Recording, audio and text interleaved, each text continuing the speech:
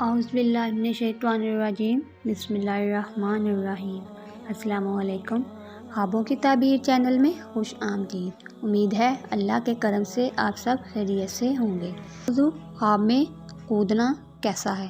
خواب میں اگر خود کو کودتے دیکھے تو اس کی کیا تعبیر ہے؟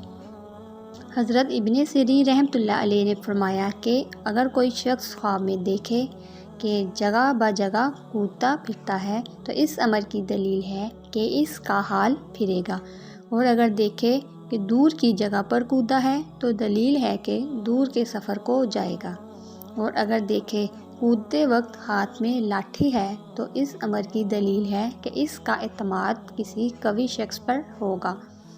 حضرت ابراہیم کرمانی رحمۃ اللہ علیہ نے فرمایا کہ اگر کوئی دیکھے کہ جگہ سے باہر کودا ہے تو دلیل ہے کہ وہ بد حال سے نیک حال ہوگا، اور اگر دیکھے کہ جس جگہ کو چاہتا ہے کودتا ہے تو اس کی قوت اور دنائی پر دلیل ہے۔